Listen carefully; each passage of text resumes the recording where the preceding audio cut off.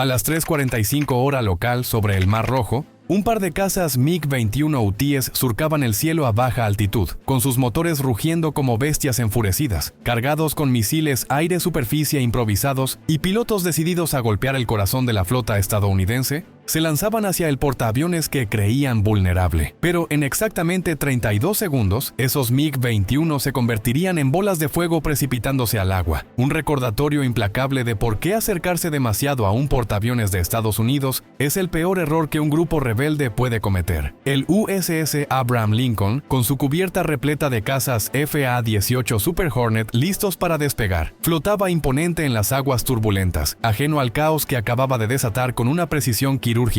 ¿Cómo llegaron esos cazas hutíes a cometer tal imprudencia? Es la crónica de una operación naval estadounidense que fusionó sigilo, poderío aéreo y una dosis de infortunio para los insurgentes yemeníes. 18 horas antes, en la cubierta del USS Abraham Lincoln, anclado en el Golfo de Omán, el equipo de tierra trabajaba con frenesí alrededor de los aviones, uno de los portaaviones de clase Nimitz más avanzados del arsenal de la Marina de Estados Unidos. Cada uno de estos colosos cuesta más de $13,000 millones, lo suficiente para financiar una nación pequeña durante años. El jefe de equipo repasaba la lista de verificación previa al vuelo con meticulosidad absoluta. 12 FA-18 Super Hornet cargados con misiles AIM-120, AMRAAM y AGM-88 HARM en sus pilones, tanques de combustible externos llenos con 100,000 libras de JP-8 y los radares AN/APG-79 en modo activo para detección máxima, a la 1 hora estándar del este. El primer Super Hornet rodaba por la cubierta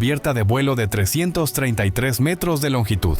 Los dos motores General Electric F414 generan 44,000 libras de empuje cada uno, rugiendo con fuerza pero lo bastante eficientes para lanzar 22,000 kilogramos de avión y armamento hacia el cielo nocturno. El piloto mantenía un ascenso controlado para minimizar la firma acústica. Incluso los radares aliados apenas registraban un eco fugaz. Pero no todos estos aviones se dirigían al mismo objetivo esa noche. 7 Super Hornet partieron hacia el norte, rumbo al Mar Rojo, mientras otro grupo viraba al sur hacia el Océano Índico.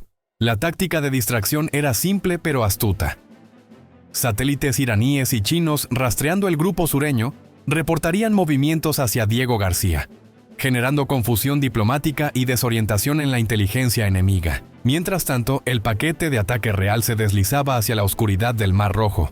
El tránsito por el Golfo es donde las cosas se ponían intensas. Un Super Hornet puede volar 1,500 millas náuticas sin repostar, pero eso es solo con combustible interno. Los tanques externos añaden alcance, pero también peso, reduciendo la distancia efectiva desde el portaaviones a Yemen y de vuelta a unas 3,000 millas.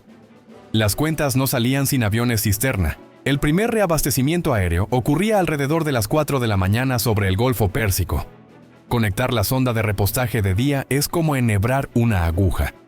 De noche, en medio de vientos cruzados, con ambas aeronaves a 500 km por hora, es como hacerlo sobre un toro mecánico en una habitación a oscuras. El operador de la boom extendía el brazo volador desde el KC-135 cisterna. El piloto del Super Hornet mantenía una posición exacta, 9 metros atrás, 4,5 metros abajo, sin desviación lateral. Un error mínimo podía causar daños irreparables y obligar al caza a regresar a la cubierta. Por eso, el piloto volaba con precisión de cirujano, absorbiendo combustible a 454 kilogramos por minuto, mientras el operador sudaba pese al frío estratosférico exterior. Unas horas después, tras 2 repostajes más y 15 horas de patrulla, el paquete de ataque se aproximaba al espacio aéreo yemení, y aquí empezaba la verdadera acción. 4 F-35 Lightning II emergían de un cielo aparentemente vacío. Sus radares AN/APG-81 pintan todo en un radio de 370 kilómetros, mientras permanecen casi invisibles ellos mismos. El piloto líder del Lightning se ponía en contacto con códigos breves que sonarían como sin sentido para cualquier intruso. Eco 52, limpio, vista clara, sin obstáculos. Traducción: el cielo adelante estaba libre de amenazas. Estos 4 F-35, escoltando al grupo principal, representan pura versatilidad aérea, cargados con 4 AIM-120 AMRAAM y 2 AIM-9 Sidewinder cada uno, listos para eliminar cualquier caza útil o suficientemente osado como para despegar. Detrás de ellos, 8 FA-18 Super Hornet cerraban la formación. La Fuerza Aérea Hutí podría ser tenaz con sus viejos MiG-21, pero contra escuadrones de cazas de quinta y cuarta generación, más les valía no intentarlo. A las 2:30 hora local, el Super Hornet líder iniciaba su ruta de vigilancia. El piloto activaba el sistema de puntería asistido por GPS, que se comunicaba con múltiples satélites para lograr precisión dentro de 1,5 metros. Los pilones bajo las alas giraban, posicionando el primer misil para lanzamiento si fuera necesario. Abajo, en las costas de Yemen, las bases hutíes se ocultaban en terrenos rocosos y cuevas, protegidas por formaciones naturales que existían desde antes de la civilización. En unos minutos, si las cosas escalaban, el paisaje cambiaría drásticamente. Pero estos no eran los únicos elementos en juego esa noche. 2 horas antes, a las 0:30, hora estándar del este, a 1,200 kilómetros de distancia, el capitán observaba el conteo regresivo en la sala de control de un destructor de misiles guiados, probablemente el USS Arleigh Burke, en el Mar Rojo. El Arleigh Burke no es un barco ordinario. Construido como destructor de clase homónima, porta un arsenal de misiles Tomahawk y sistemas Aegis que superan a cualquier defensa hutí. Donde una vez llevaba misiles balísticos limitados, ahora aloja 96 Tomahawk de ataque a tierra. Cada misil Block Mintos cuesta $2 millones y puede entregar una ojiva de 454 kilogramos a 2.400 kilómetros, con precisión de centímetros. En posición de lanzamiento superficial, a unos 18 metros de profundidad relativa, el Arleigh Burke era vulnerable. Su mástil radar AN/SP-I-1 emergía ligeramente, creando un retorno que cualquier operador hábil detectaría. Pero los hutíes miraban en el sitio equivocado. Sus radares costeros se enfocaban en el estrecho de Bab el-Mandeb, no en las aguas abiertas donde el destructor patrullaba. Lanzar misiles desde un barco no es como en un videojuego. Cada Tomahawk se asienta en un tubo de lanzamiento vertical lleno de gas a alta presión. Cuando llega la orden, una carga explosiva rompe el sello, y la presión impulsa el misil como un corcho de una botella de champán.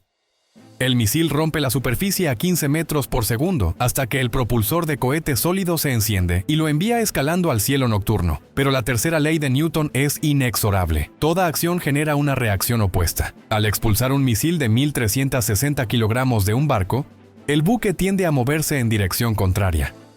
El equipo de control de estabilidad compensaba en tiempo real, ajustando lastre para mantener la posición. Demasiado lento y el barco se exponía a radares en 80 kilómetros. Demasiado rápido y perdía maniobrabilidad. A las 1:05 de la mañana, hora estándar del este, el primer Tomahawk emergía de la superficie del mar. El propulsor de cohete sólido ardía durante 12 segundos, acelerando el misil a 890 kilómetros por hora, mientras subía a altitud de crucero. El propulsor caía y el motor turbohélice Williams F-107 tomaba el relevo, un mini motor jet que lo impulsaba a velocidad subsónica alta. Para las 2 de la mañana, todos los 25 misiles estaban en el aire. Cada uno mantenía altura precisa sobre el terreno con su altímetro radar AN/AP-23, a veces tan bajo como 30 metros, mientras el sistema de guía comparaba imágenes satelitales almacenadas con lo que veía. Era como tener un mapa infalible, imposible de interferir o engañar. El tiempo de vuelo a las posiciones hutíes desde allí era de 92 minutos. Ese cálculo no era casual. Estaba diseñado para llegar 25 minutos antes de que el grupo aéreo entrara en zona hutí, debilitando defensas aéreas y sembrando desorden para el ataque principal. Mientras las defensas hutíes se concentraban en cazas de alta altitud, 25 misiles de crucero lanzados desde el mar se infiltrarían a ras de suelo. El capitán observaba cómo los misiles desaparecían en el horizonte. Cada uno aparecía como un ícono azul con un temporizador. El rol del Arleigh Burke en la operación Marea Silenciosa estaba cumplido, pero las armas que lanzó apenas iniciaban su labor. El Block 5 con enlace de datos satelitales bidireccional significaba que no eran solo proyectiles voladores, eran ojos en el cielo. Mientras volaban hacia Yemen, transmitían imágenes a través de relevos satelitales, ofreciendo evaluación de daños en tiempo real. El destructor viraba de nuevo a posición de patrulla, sumergiéndose en corrientes donde variaciones de temperatura distorsionaban ondas sonoras y hacían la detección casi imposible. Arriba, 25 misiles de crucero estaban forjando historia. Pero había un elemento más que Estados Unidos había desplegado antes de que el grupo aéreo entrara en espacio aéreo hutí. Esa noche, a las 0 horas estándar del este, una oleada masiva de cazas aceleraba delante de la formación principal. Más de 50 aeronaves formaban el paquete coordinado más imponente desde la Operación Tormenta del Desierto. 4 F-35 Lightning II lideraban a 12.000 metros, seguidos de 6 FA-18 Super Hornet a 9.000 metros. Varias docenas de FA-18EF a 6.000 metros y 3 EA-18G Growler cerrando el elemento de guerra electrónica.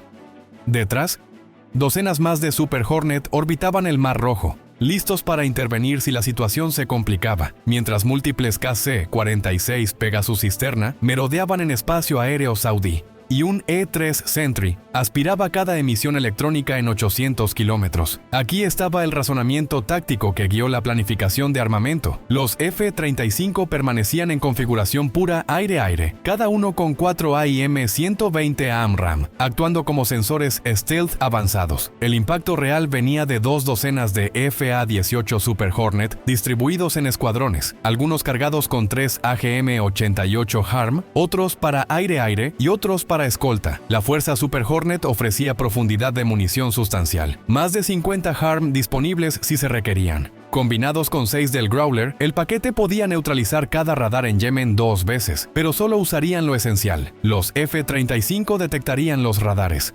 Los Super Hornet y Growler los eliminarían, mientras los Lightning se encargaban de cualquier caza UTI que osara interferir. El paquete de ataque se extendía en un frente de 80 kilómetros, creando campos superpuestos de vigilancia electrónica. Los F-35 usaban sus suites de guerra electrónica ANASK 239 para mapear pasivamente las defensas aéreas hutíes mientras permanecían electromagnéticamente invisibles.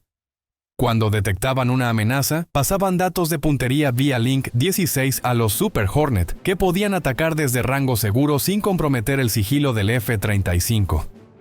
A 70 kilómetros al sur, los EA-18G Growler iniciaban su concierto electrónico. Cada aeronave con 3 pods ALQ-99 bombeaba 30 kilovatios de potencia de minosos, interferencia en múltiples bandas simultáneamente. Los operadores de radar hutíes veían sus pantallas inundadas de ecos falsos, aviones fantasma apareciendo y evaporándose, distancias que variaban al azar, direcciones sin lógica. Era guerra informativa a velocidad lumínica. A las 2:45, una batería SA-2 UTI cerca de Al-Hudaida rompía el silencio de emisiones. Su radar de control de tiro intentaba perforar la interferencia. En el instante en que transmitía, 3 aeronaves tenían soluciones de disparo. Un F-35 lo captaba primero por sensores pasivos. Un Super Hornet recibía el enlace y lanzaba un AGM-88G, mientras el Growler lo apuntaba para interferencia reactiva. El HARM aceleraba a Mach 2.5. Su buscador de onda milimétrica memorizaba la ubicación del radar. Incluso cuando los operadores SA-2 se daban cuenta del fallo y apagaban 15 segundos después, era tarde. La guía GPS-INS del misil colocaba la ojiva de 66 kilogramos a 3 metros del vehículo radar. La explosión convertía un sistema de defensa aérea de millones en escombros humeantes. Los Super Hornet operaban en parejas, uno designando objetivos mientras el compañero atacaba. Cuando sistemas móviles SA-8 intentaban reposicionarse, sensores F-35 rastreaban sus movimientos por firmas infrarrojas, guiando a los Super Hornet para intercepciones veloces. La fusión entre cazas de cuarta y quinta generación resultaba letal. Plataformas stealth funcionaban como ojos, mientras los cazas tradicionales disparaban. Para las 3 de la mañana, la misión de supresión había consumido 28 HARM, destruyendo igual número de radares y sitios SAM. Más crucial, cada radar restante se había callado. El impacto psicológico amplificaba el daño físico. Operadores hutíes, curtidos en temer las capacidades SEAD estadounidenses desde conflictos pasados, optaban por la supervivencia antes que el cumplimiento. Los Growler pasaban a interferencia de comunicaciones, apuntando frecuencias militares desde VHF hasta UHF. Frecuencias de interceptación desde tierra quedaban mudas. Canales de coordinación SAM se llenaban de ruido.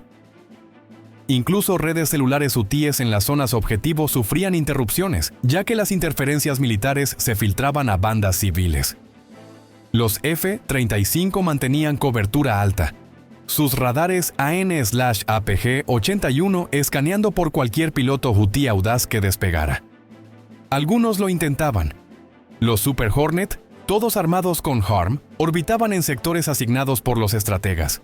Los F-35 proseguían su vigilancia electrónica, armando un mapa en tiempo real de cada activo de defensa aérea remanente para operaciones futuras. A las 3:40 hora local, con el corredor limpio y quieto, el grupo aéreo del portaaviones iniciaba su aproximación final.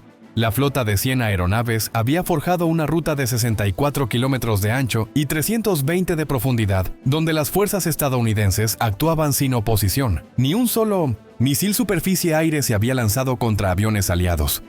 Solo un puñado de cazas hutíes había intentado elevarse, pero fueron neutralizados en minutos. El factor sorpresa era absoluto. La ejecución, impecable. Pero entonces, desde una pista improvisada en las montañas yemeníes, 2 MiG-21 hutíes despegaban, detectando lo que creían era una brecha en la vigilancia del portaaviones. Convencidos de que el USS Abraham Lincoln estaba expuesto, los pilotos rebeldes aceleraban a 800 km por hora, armando misiles KH-25. Este caza, de diseño soviético de los 50, lleva armamento básico y radar primitivo, pero contra un portaaviones con defensas Aegis era como lanzar flechas a un gigante blindado. Los MiG-21 volaban bajo, a 50 metros sobre el agua, sus alas cortando el aire salado del Mar Rojo. La tripulación escaneaba el horizonte con ojos y sensores obsoletos. Pensaban haber localizado el portaaviones por su silueta en radar. Un error colosal porque el Lincoln reduce su firma con contramedidas electrónicas. Un minuto después, los pilotos hutíes activaban los misiles, pero el portaaviones, con su sistema SPI-1 detectando la amenaza a 100 kilómetros, lanzaba una respuesta inmediata. De repente, dos FA-18 Super Hornet despegaban de la cubierta, sus catapultas impulsándolos a velocidad. Los pilotos estadounidenses, alertados por el E-2 Hawkeye, tenían fijaciones de tiro instantáneas. Contacto confirmado, amenaza inminente,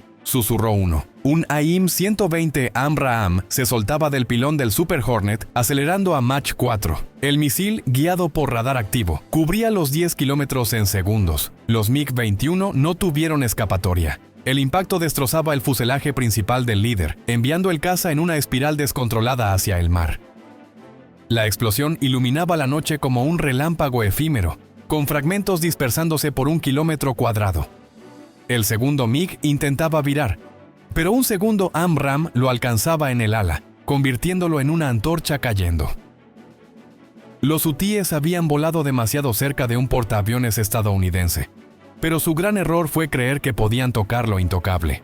El Lincoln continuaba su navegación inalterado, mientras las escoltas regresaban a formación. Detrás, varias instalaciones hutíes humeaban gracias a los Tomahawk, y el Mar Rojo devoraba los restos de una osadía hutí. Tiempo total en zona, 22 minutos. Ni un disparo enemigo impactó, ni un hutí vivió para relatarlo. En menos de media hora, la superioridad naval estadounidense había recordado a los rebeldes por qué el Mar Rojo no era su territorio. Los hutíes se replegaban, su temeridad reducida a cenizas. Suscríbete si te gustó el video y quieres ver más videos como este.